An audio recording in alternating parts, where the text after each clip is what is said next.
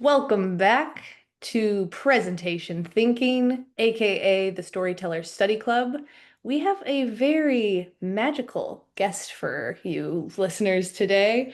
Someone sent me an email a few weeks ago and introduced himself as a magical marketer. The name of Jimmy Gibson. Jimmy's been in the game for over 25 years, helping businesses like figure out what to say, how to say it so people actually listen and take action. You're the VP at Thrive Agency of Brand Communication. You've been a TEDx speaker, Forbes Agency Council member. But before all that, Jimmy, you were a professional musician, which makes a weird amount of sense once you hear how you think about messaging. And truly, just I know we've only talked a few times, but you're one of those rare folks that who can make marketing feel less like noise and more like a conversation worth having. So, Jimmy Gibson, welcome to the podcast. I'm happy to be here, Molly. I know we spoke the other day, and I've been excited about today's episode. So Yeah, this is glad really to be fun. here and we can dig in. Absolutely. Honestly, I get so many emails because I'm listed as the content marketer and not so many emails of people asking to be on the podcast or wanting to connect via the podcast organically, but you think a lot of stuff is spam. And I have to say I was like magic marketer. What this is a new one, you know? I was like, what's going on here? But it was so fun to like click in, and as I told you the other day, I actually realized I always keep a cache of TEDx talks that we want to talk about. And it was fun to see your name in my list that we just hadn't covered yet. So there's so much we could talk about.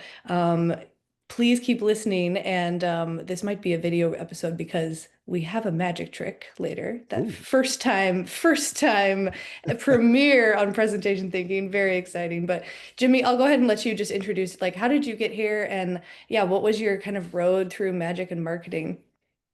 yeah. So I think I got here because I was intrigued. I've been doing some searching around for podcasts that really dig into making things clearer for people and storytelling. And so, love what y'all are doing.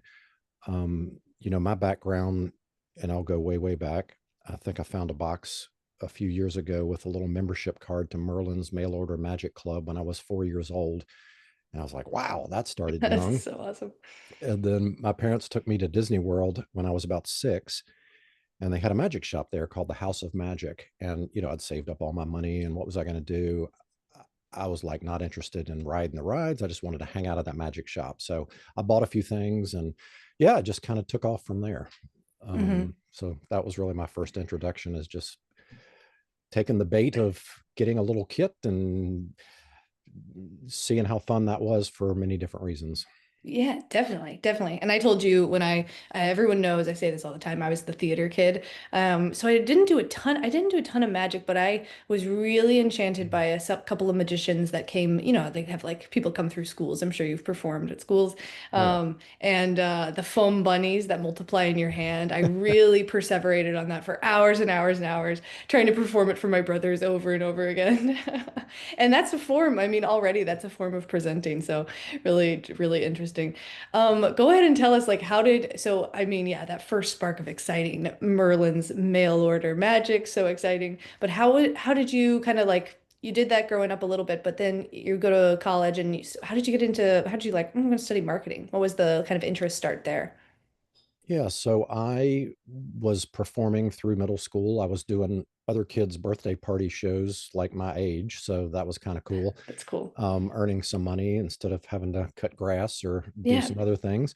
And then in high school, I was actually part of an organization that there was a guy in there who was also a magician, but he worked at an advertising agency. And after the meeting one night, he said, "Hey, I've got this client that wants to use magic in their promotions. Would you be interested?" And I said, "Yeah, sure." And so I started working for this rather large company that we've all heard of, doing performances and tying in magic to the message. And it was great, not only from a money making perspective, but as I started to think about what did I want to study and what did I want to do, in addition to continuing to perform magic, Hmm. marketing and advertising just seemed to be like the natural fit, because marketing at its root is controlling attention, Hmm. being able to offer something up. And, you watch TV commercials, you watch things and you are entertained, but it has Hmm. a message. And so I thought, wow, there's a lot of overlap between these two. And so, yeah, so I went to college to study that and started working at agencies out of college. That's awesome. Yeah. We often say that the road to product marketing, B2B marketing, and marketing in general has so many different backgrounds, and you're really just like validating and expanding that thesis for us for sure. Yeah. Um, I often say that with advertising, it is kind of a manipulation. Like it's a guided manipulation of like how you want someone to feel about something, and like that sleight of hand, and not, and I don't mean manipulation has a kind of a negative connotation, but it is kind of that guiding like of how what you want people to see, how you want them to feel. And so it's really cool to kind of make that connection. Did you have an aha moment like you kept doing marketing right out of college, or and then you kept doing magic at the same time, but like you had these dual careers as you said? Right. Yeah. So, and one would, if you think of it as a race, one would move ahead and then the other would move Mm-hmm. ahead. And depending on the phase that I was in, I would put more emphasis on one or the other. I Mm-hmm. remember working at an agency and auditioning for a theater show at a theme park that was like a huge production. And I was like, oh my gosh, I got to do this. And so I actually auditioned and got the role. There was a cast of 22. And so I went to the owners of the ad agency and I said, look, I'd really like to do this. And they said, okay. And I was shocked. So I would go into the ad agency at 6 a.m. and then work till noon and then go to the theme park and do 6 shows Monday through Friday, and Mm-hmm. was able to do that at the same time. And yeah, as I started to get more immersed in that world of magic, it started to bleed over into how I created campaigns, how I structured a message to an audience. Mm-hmm. Mm-hmm. And I felt like one was feeding the other, because when you're doing a performance, you have to, as you said before, be specific about what you want to highlight and what word choices and what um, how you're standing on stage and what props do you use. And the same thing happens in a marketing message, right? So what words Mm-hmm. do you choose? What visuals are going to accompany that message? In what order do you present them in a way to Exactly.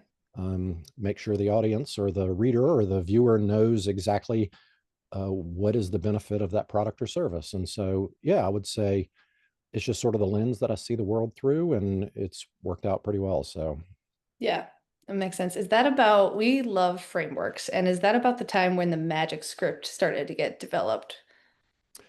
it was uh, being developed unbeknownst to me in my brain. And Mm-hmm. literally, it didn't come out until I would say maybe 18 months ago, which is kind of crazy after all this time. We talk about people are interested in how do I stop the scroll? How do I convert more clients? What should a website look like? If I'm Yeah. writing an email, what should that look like? And I guess it was just sort of ingrained in me as a behavior, but somebody asked me to teach them the process. And so I said, well, let me think about that. And I actually deconstructed what the right sequence of events needs to be to Hmm. structure a message that moves people, connects with them, but also helps drive an action. And so that's the magic script. I mean, we can get into exactly what the framework is. I mean, I call it a script because, if you go see a performance in a theater, they're not just doing improv, right? I mean, you can go to see an improv show, but it's a very specific way in which that script plays itself out that Hmm. draws you into that story, and the actors know their parts and all of that. And so I think it has to be intentional in that way. And then, of course, Hmm. the magic part of it is bringing in that theory. And there's some brain chemistry that's activated in that process. And uh, yeah, so it's kind of one of those things where I should have known a long time ago that that was the way to go. Hmm. And it just sort of happened that it all came together. And now I'm able to talk about it in a more organized way than just saying, well, it's just Hmm. something I do. So, Yeah, definitely. It's like kind of the unpacking the elements of the secret sauce in a way, right? right. Very cool.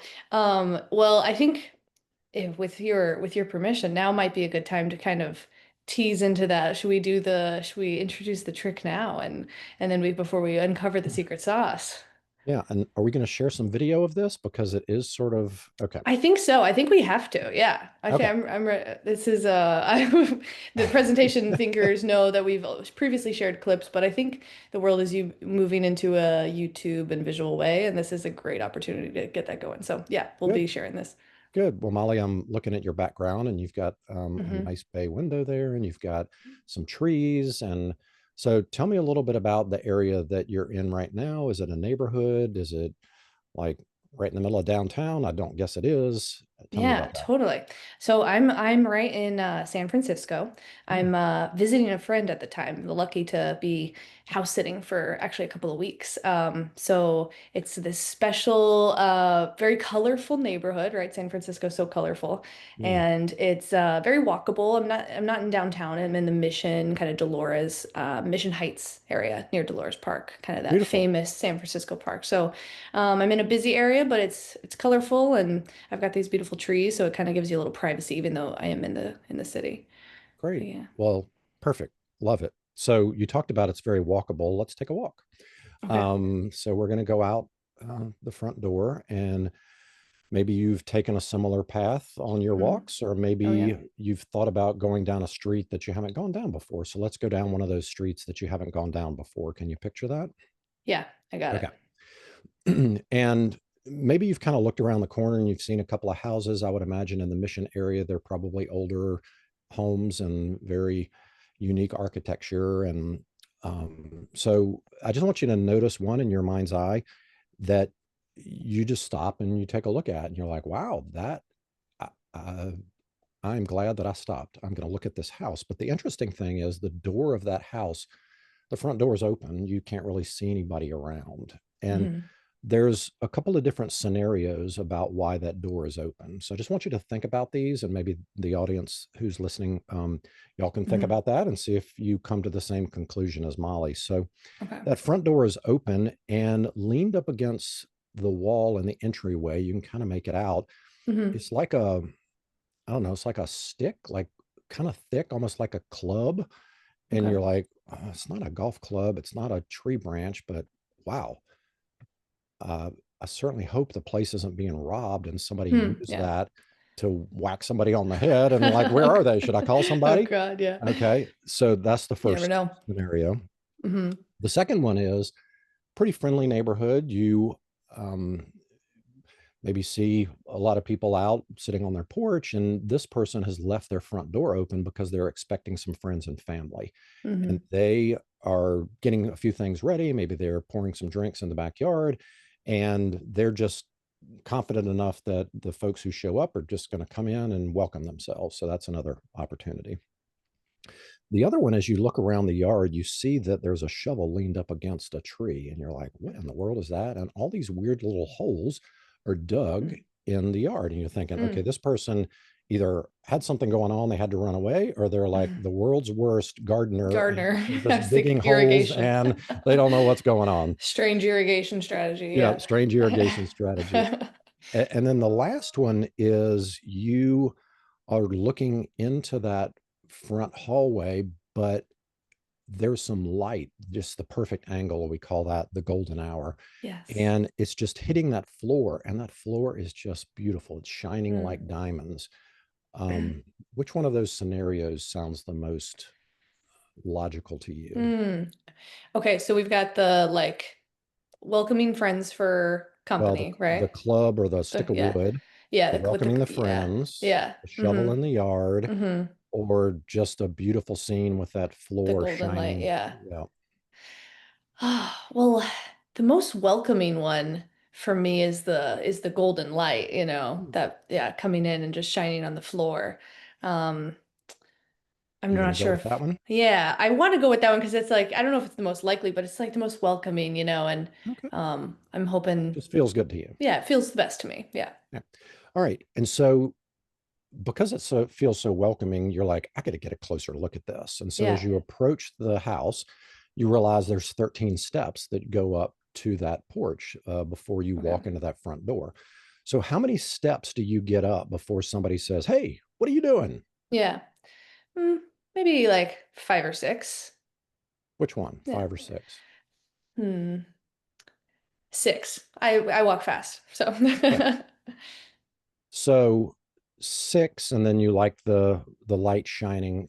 Um, hmm what you haven't realized, Molly, hmm is there's been a deck of cards sitting behind me the entire time. Do you see that deck of Oh, yeah, cards? yeah. I do. Great I'm reveal. going to reach back and grab those Okay. cards, make sure they don't leave the frame. Okay. All right. And so what you didn't know is you were actually hmm picking a card, Oh right? my And God. I was so wondering if there was cards involved. the club leaning against the door is clubs. The welcoming door open is Oh, hearts or love. right, right.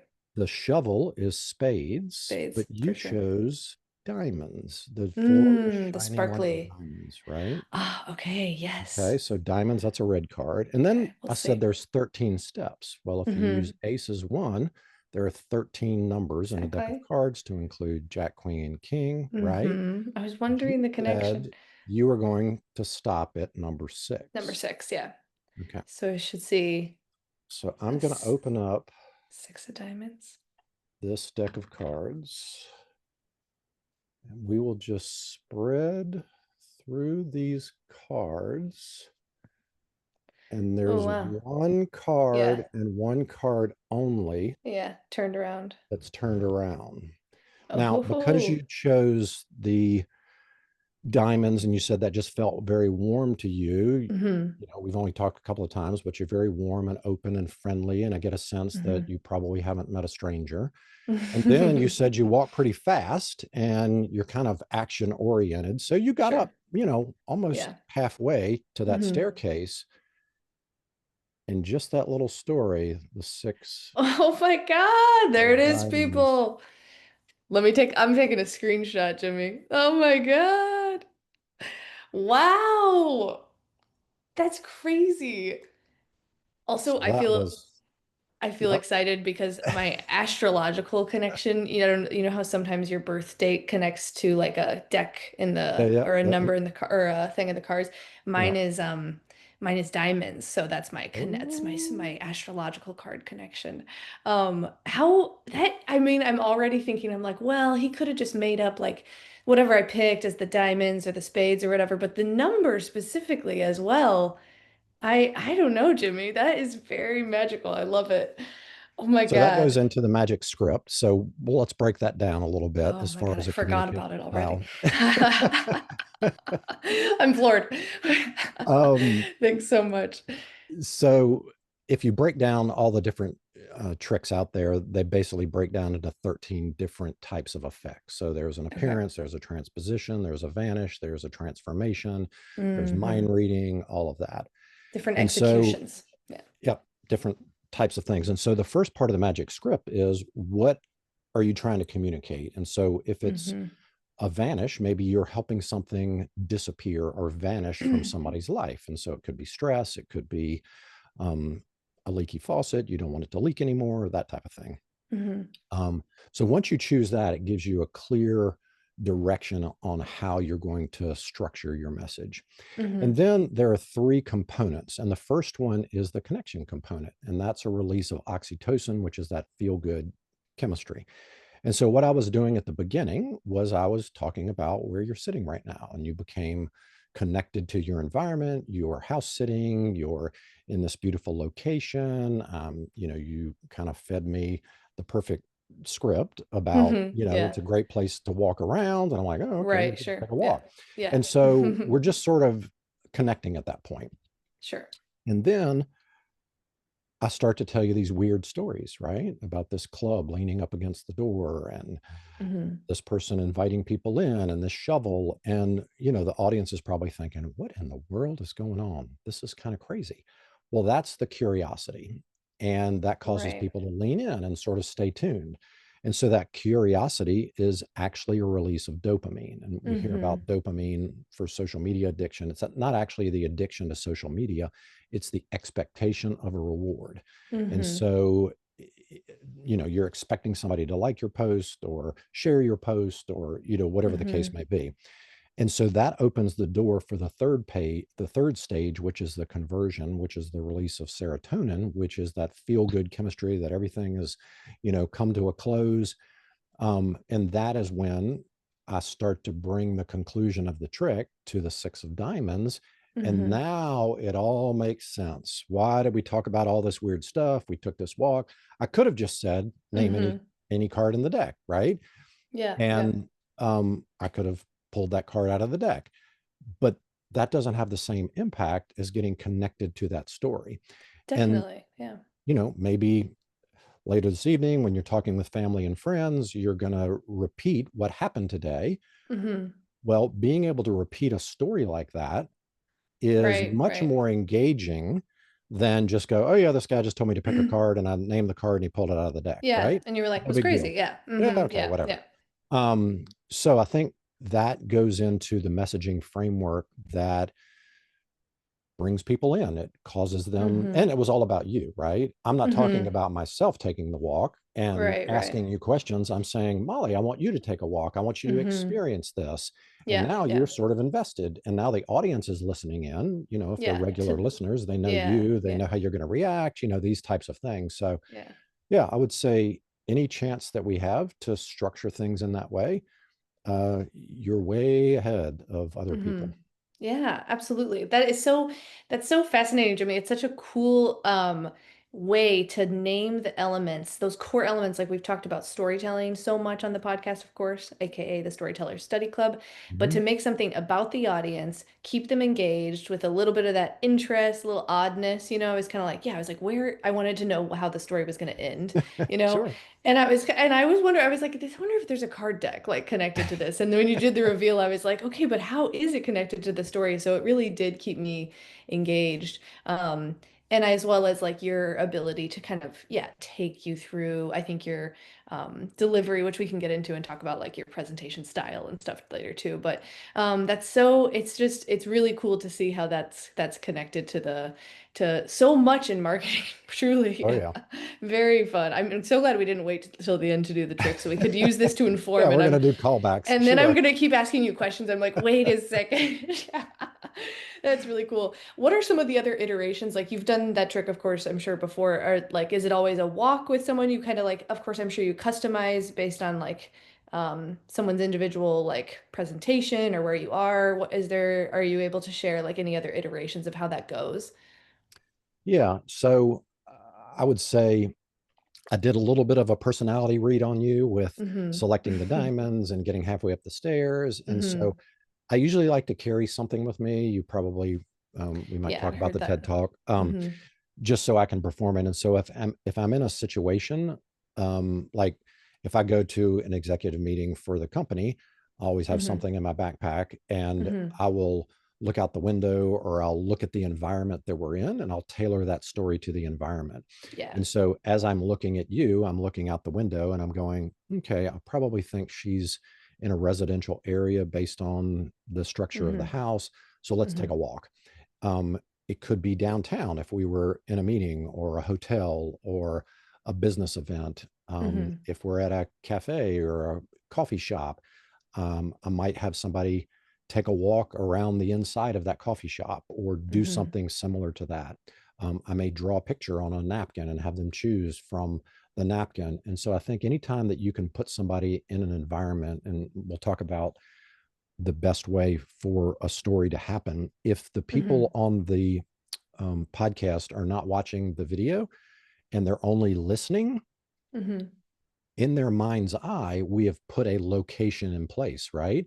And Yeah. so Painting the picture. painting the picture, the theater of the mind is the most powerful theater out there. And I would venture to say, if there's 1,000 people watching this, there's probably 1,000 different versions of people taking a walk down that street and what that house Mm-hmm. looks like. And so the first thing is you want to ground people in a particular area. I think that is also one of the things I talk about in keynote speaking. That's one of the things that you can do in marketing, storytelling. Always want to put somebody in an environment.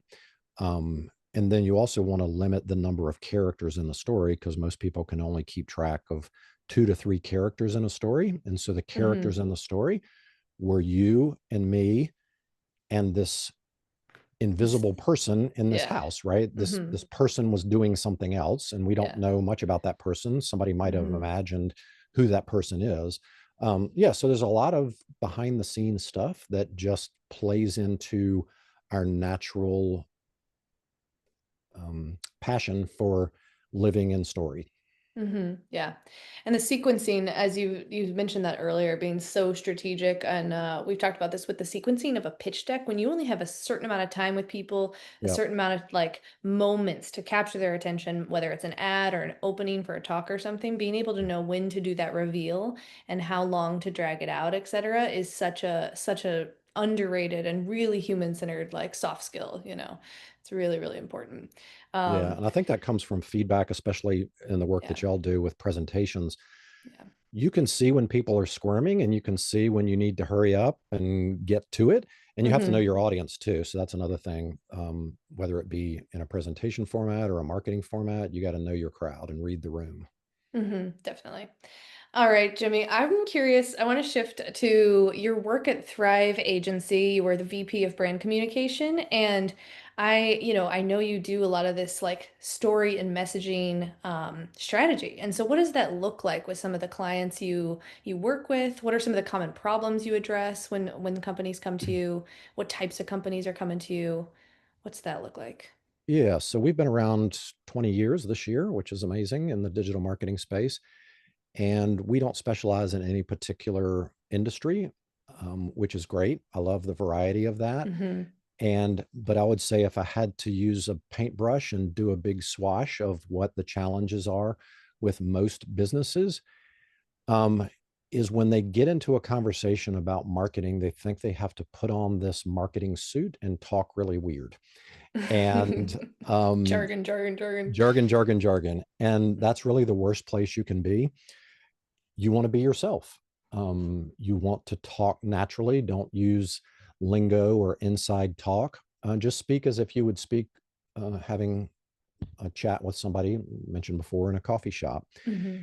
And one of the things that we need to do is sort of unwind all of that predisposition to try to talk fancy and use big words and um, really talk about the features from a selfish perspective, because Mm-hmm. what's comfortable for a business, that comfortable for a business is for them to talk about themselves. What's uncomfortable for their business is to know exactly who they're talking to and speak to them like a human being.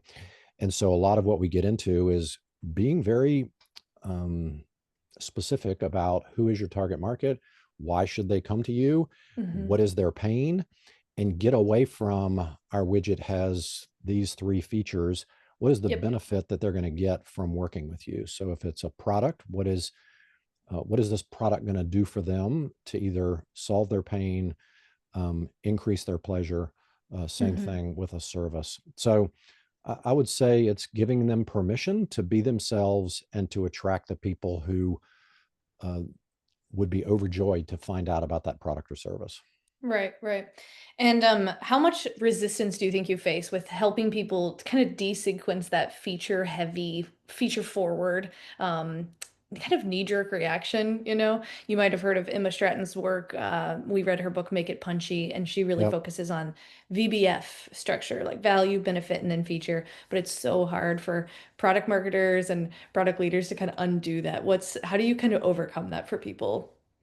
I would say most of the time, once we start to have that conversation, people realize, yeah, I know exactly. And it's freeing to be able to do it in the way that I've just described. Mm-hmm. If we have some resistance, the beauty of digital marketing is A B testing.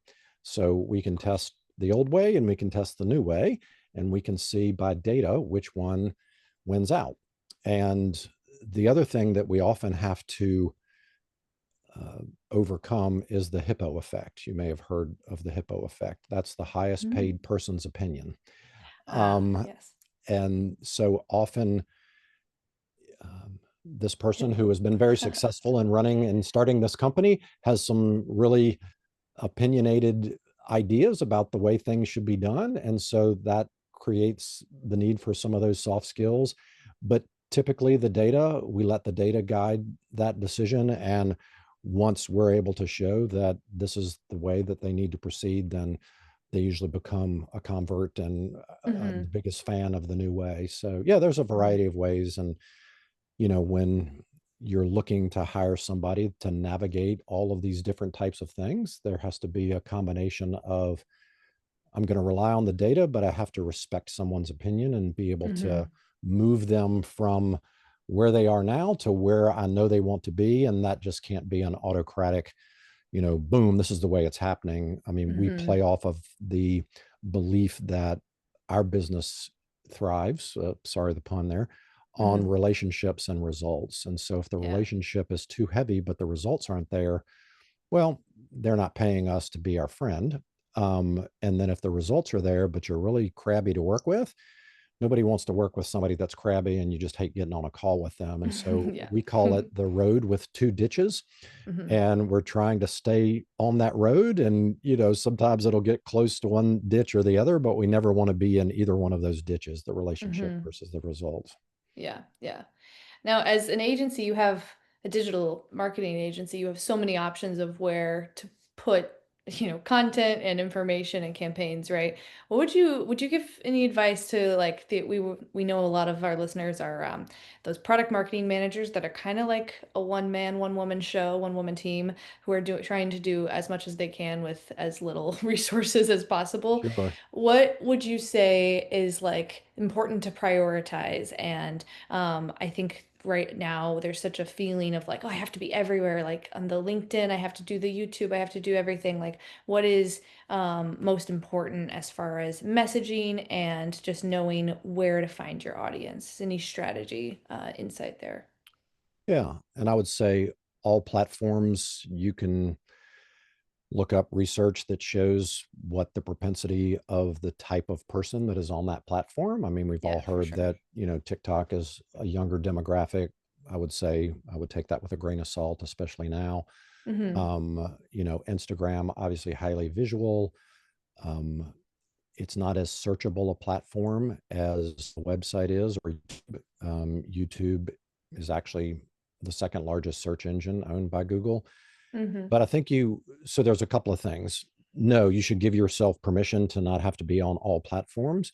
Where is your product or service going to shine the brightest? And so if Hmm. it's a very visual place, then think about a visual platform. If it requires some explanation, where can you explain things, whether it be Yeah. in written form or in video form? Um, and then start to layer in, are there enough people on that platform? I would say any platform has a significant amount of people for every market, but and then you have to really study what makes a message break through the clutter. Hmm. Mm, you know, most of these platforms are publicly traded companies. They work off an advertising model. And so there is some preference to a paid approach, but that does not mean that organic approaches Yeah. don't work. And so, yeah, I would say those are some quick tips. And then what are you comfortable with as a solopreneur or a business owner or a content marketer?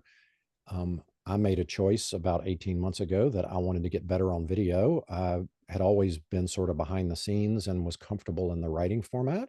So I just Hmm. started studying video and I said, I'm going to make it happen and I'm going to commit to doing that. And so I Love made that. a goal at the beginning of the year to post a video on LinkedIn Monday through Friday every day. And I'll probably go back at some point and look at my January 1st post. Hmm. Um, Yeah. and so it's a combination. What are you comfortable with? What is going to push your limits of creativity? Um, and what is not going to be painful for you so that you will repeat that because it is a long game. Yeah. Yeah. Not expecting the results right away, but being strategic of where to put Yeah. yourself. I was going to ask, this is probably connected a little bit, but what are some of those most common problems, story-wise, messaging-wise, that clients come to you with? Is there like a thread you've seen over the years? Well, I think that it, in the perception of a business owner, they want leads now. And so they want to cut to the chase and just put stuff out there that introduces themselves and then immediately follow up with the close. But unfortunately, if we go back to the magic script, you have to have that connection point first, and you have to establish that relationship. And so, I mean, you've heard this analogy many, many times. You can't ask somebody to marry you on the first date. Hmm. Well, how do you get the first date? Well, you've got to be Yeah, attractive enough, or, I mean, not it in a is physical sense, but in intriguing enough for someone to intriguing. go, oh, Yeah, yeah. And so I think that's part I of want it. to And know so more. when the magic script, we talk about connection, curiosity, and conversion, sometimes you have to flip the curiosity to the start, um, if you are on a social platform where you want to stop the scroll. Hmm. So I would say the biggest thing is to have people slow down, realize that they have to um, understand that someone doesn't buy for your reasons, they buy for their reasons. And you have to be able to communicate quickly why they should continue to pay attention with you. And Yeah. it's basically a permission to then move into a conversation about your product or service. And so I think that's a little bit of a flip. Business owners are impatient. They want to get to the sale as quickly as possible. Hmm. And I would say that's probably the one thing that we have to just kind of go, okay, we get it, but it Hmm. doesn't really work like that. Yeah, we see that at GhostRanch with working with sales decks and pitch decks all the time. We really insist. We're like, no, I promise it's better if your reveal isn't on slide like one or two, like you need to save that and set up the fact that like they're related to some of the problems and the issues that they're facing, and then introduce yourself as the solution or that Yep. magic wizard. We use that analogy all the time. Nice. Be the Gandalf or whatever it is. Sure, sure. Yeah. Okay, I know you've got, I'm going to save I want to talk about the five fingers of marketing, but we'll save that for maybe a little spice cabinet moment because you've got Okay. so many good frameworks and like isms to kind of to refer to, which I love. But I want to quickly get into your presentation skills. Like as a musician, you are comfortable on stage. I watched your TED Talk and you kind of grew up doing this. And for people that like have that as like their biggest fear ever, like it's the stage, public speaking, right? That's still such a thing. And we work with people all the time that are like, I didn't want to be a presenter, but my job has ended up putting me in this position. I ended up having to be the one presenting the sales deck over and over again, or PMMs that are dealing with presentations, maybe on a quarterly basis or for like a big sales kickoff as well at the beginning of the year. So what is your advice for those people that are not as well versed? Like, how do you become more confident on stage? What about your presence as a magician and as a speaker? I would say, and this is I want to say it the right way. Um, I still get nervous. I still get anxious about being in front of people. The anxiousness is my anticipation or excitement about Mm-hmm. what's about to happen. And so I think there's a couple of things that go into it. Number one is preparation. How prepared are you? Have you put together information that you know very well? If you don't, then a fear of failure is a real fear, right? And so you have to rehearse. Um, I wanted to enter a magic competition, and my dad at that point was a high school principal. And so during the summer, I would ride with him to the high school where he was the high school principal, and of course there were no students there, and I Mm-hmm. would ask him to unlock the theater, and I would carry my lunch with me. And so at 7:30 in the morning, we'd arrive, I'd go into that theater, and I would rehearse an 8-minute act all day, every Mm. day. Wow. And so you just have to put in the flight time, practice on videotape, see what your behaviors are. A lot of times you might not even realize that you're saying or ah a lot. You might be swaying back and forth, which is very distracting. You might be pacing, which is Yeah. very Mm-hmm. distracting. And so get somebody that you trust, who will tell you like it is. When I was starting out in my quest to get better at video, I would show my wife a few videos, and she's like, "What in the world are you doing with your eyebrows?" I'm like, "Well, no, what am I doing with my eyebrows?" Yeah, not sure. I've never thought about And it. so once I went back and looked at it, I'm like, "Yeah, that's kind of creepy." And Yeah. so then I became more aware of my eyebrows. Mm. Now everybody's going to be staring at my eyebrows the rest of the show here. No, they've Um, been perfectly normal. yep. Thank you, Molly. So I would say rehearse, be comfortable with your material, and be okay with being uncomfortable. And the more you do it, hopefully, the better that you will be in doing it. There's a couple of things that I do. If I go to a performance, I will speak with people before the performance and get to know them Smart. and have them be on my side. And so if it's a business presentation, I'll just sit down at the table with them and say, hey, where are you from? Da da da da da. And then if I start to talk about them early in the presentation, hey, Molly, great. I know you're visiting San Francisco. Have you been to, I've been to San Exactly. Francisco. Oh my gosh. Have you had the Yeah. seafood out there? Hmm. Finding a friend in the audience, one or two friends can help ground you a little bit. And, typically once you get into it and you get the smiles back from the audience. And the other thing that you have to realize is nobody knows what you're going to talk about but you. And so if you mess up, somebody told me one time, which I have taken to heart, if it doesn't bother you, it shouldn't bother the audience. And so Hmm. don't internalize that. Don't think about what just happened. Think about where you're going from that. And yeah, you should be okay. So just a couple of quick tips. Yeah, absolutely.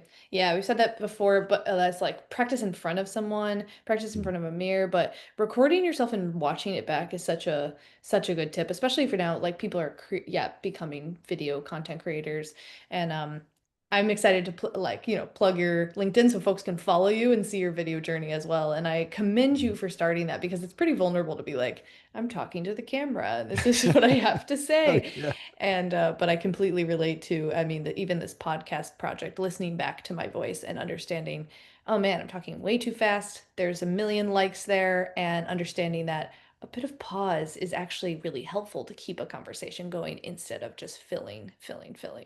So that's been my own journey as well.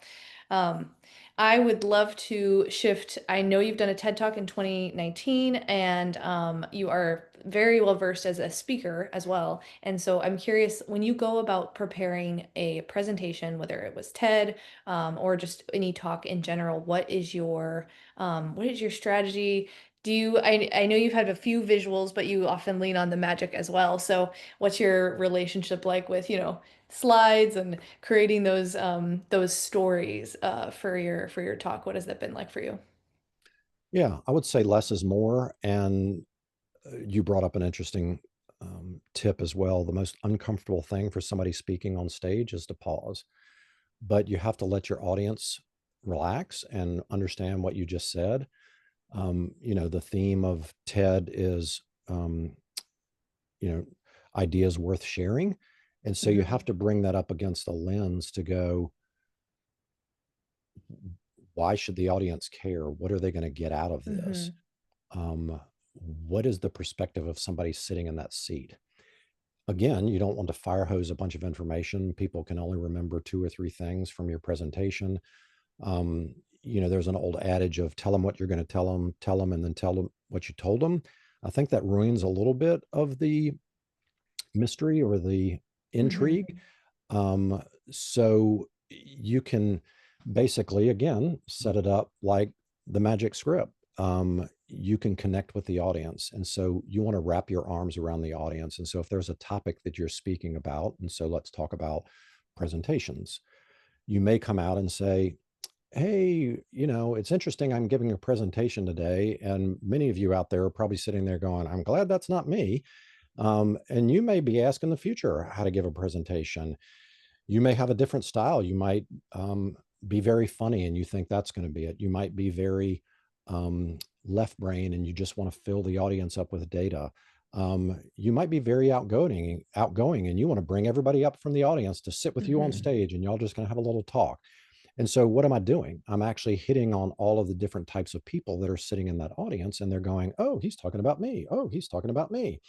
And so Connection. connections. And so then we start to move into the curiosity phase. And I go, well, what if I could guarantee that any presentation that you give is going to knock it out of the park? So all of a sudden you're going, what? How's that going to happen? Hmm. And so now you're able to maybe Intrigue. lay out your 3 points about how you're going to be able to knock it out of the park. And so then you're going to have your call to action at the end, or how they're going to go take this back to wherever they are and empower their teams or empower themselves. And that's an invitation for them to activate the lessons that you just told them. And so let's say that's a real quick structure. As far as staging goes, the most comfortable place for an audience to look is center stage. If you enter if the audience is looking at you, and we get into stage production of stage left is actually from the speaker's perspective, audience left is from the audience's perspective. And Exactly. so Yeah. let's say audience left in, the Western world, we read left to right. And so your Hmm. natural inclination is to start looking left and move to the right. Hmm. Um, Usually villains and strange characters enter from audience right and move across Mm. the stage. Oh, And that's so you can use that to your advantage. And then if you are doing a slide presentation, where are you standing in relationship to the screen? And we'll use that same. Whatever's on the right hand side from the audience's perspective is the most important. And so if hmm. you want the slides to be most important, stand to the left of the screen. If you want yourself, which I would encourage everyone to do, um, Hmm. stand to the right of your slides from the audience's perspective, because we're always going to go left to right and relax on the right. And so just that small shift can elevate you and your stature and your importance in a presentation. So, yeah, a couple Hmm. little tricks like that. Yeah, no, it's really helpful. They always seem minor when you say them out loud, but you're like, that can make a huge difference for folks that have never thought about that. Yeah. Never heard the villains entering on stay audience right. Makes a lot of sense because it's uncomfortable to go right to left. Yeah. I'm So sure that's a going against play. your gaze. Yep. Yeah, I'm sure that's a playwright thing for Oh, yeah. sure. Um, okay, I know we're kind of running out of time, Jimmy. We could talk about so many different things, but I briefly want to just touch on. We talked about this in our just introductory conversation. Um, what is, there's a million advice pieces of advice you can find for content marketing. Marketing is rapidly shifting with AI. What is the ethos around founders and owners kind of asserting themselves as their own personalities, not separate, but connected to their business or organization? You had this great phrase about founders and owners stepping out from behind the logo. What does that mean, and why is that important right now? Yeah, I would say owners sometimes are uncomfortable with stepping out behind the veil of the logo and being out there. But with the shift in LLMs and AI bringing results, AI needs to know your personality. They need to know about you to recommend you. And so I would say, probably for the first time in history, an owner's personal brand has become even more vital. There's an acronym that Google uses in establishing whether to present one business over another, and it's the acronym of EAT, EEAT. So it's experience, expertise, authority, and trustworthiness. Hmm. And so the more you can demonstrate that as a owner, or pick somebody in the company to be able to do that and name that person, especially as people start to generate content with AI, it's missing that expertise, authority, and trustworthiness. And so I would encourage folks to get out there and be uncomfortable at first with spreading their opinions and their Hmm. expertise in on their own website and on all the platforms connected to their brand. Hmm.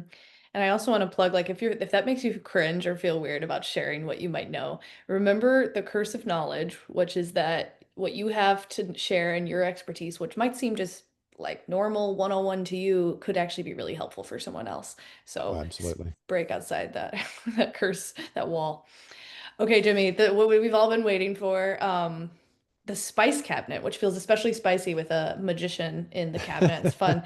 This is just our fun rapid fire link round where I can plug some things that Yeah, have sure. inspired you and hopefully can inspire our listeners as well. I'm very curious to know, yeah, what are some favorite speakers, marketers, and magicians that you have gotten inspired by that we can plug here? Yeah. So a recent speaker that I was introduced to has a book called Unleashing Your Hero is Kevin Brown. I won't tip the story. I would just encourage y'all to read it. It's a quick read. So look for any stuff that you can find on Kevin Brown. And I've been a big David Copperfield fan since I was a kid, Of before there were course. VCRs. Yes, I know, and you probably don't even know what a VCR is. Oh, Um, I do. but I 100%. used to audio tape David Copperfield shows on TV so I could listen to them. And he was all about presenting magic in a story structure. So I guess I caught it early. So yeah, I would say That's those are two that have stuck with me for a while. That's very cool. And I'm sharing a fun fact, which is that you went to the same Magic Camp as David Blaine. Yes, Confirm or deny? that is correct. Yes, Very, everybody very else was fun. going to soccer camp or craft camp. I was going to magic camp. That's such a fun fact. Yeah, I love it. All right, Jimmy, favorite like helpful books or podcasts that you have leaned on for, delivery, presentation skills, story skills. Yeah, I would say Matthew Dix has written a book called Story Worthy. He also has a podcast, a couple of podcasts.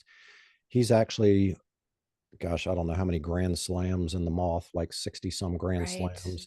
Um, Yes, that sounds familiar. yeah, so check out the moth. They have a lot of resources, books and podcast. And then I read this book, gosh, probably 10 times while I was preparing for my TED Talk, Chris Anderson, and TED Talks.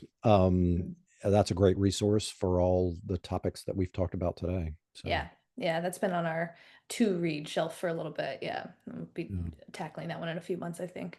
Um, what was your favorite story as a kid? This is kind of a wholesome one we've been asking guests recently. Yeah, I would say two of them. Dr. Doolittle, I always thought I could talk to my dog. And I just Me thought that was too. Yeah. fascinating. I was like, wow, that would be awesome. And then Peter Pan, I've always tried to ascribe to Don't Ever Grow Up. Um, Hmm. and I love pirate stories and being able to fly and all that kind of stuff. So, yeah, Yeah, definitely. Yeah. Your work as a magician taps into that inner child joy. So I see that and unsurprised to see Peter Pan for you. yeah, yeah. Um, and if you were to pick like the dreamiest, like best venue you could ever speak at, what would it be for you?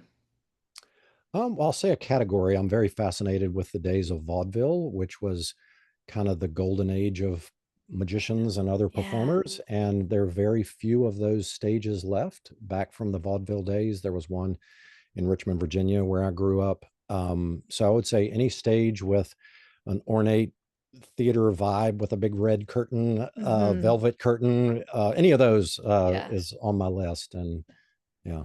I could see that. Yeah, the low lighting, small Oh, yeah, yeah. tables. Yeah, I love that.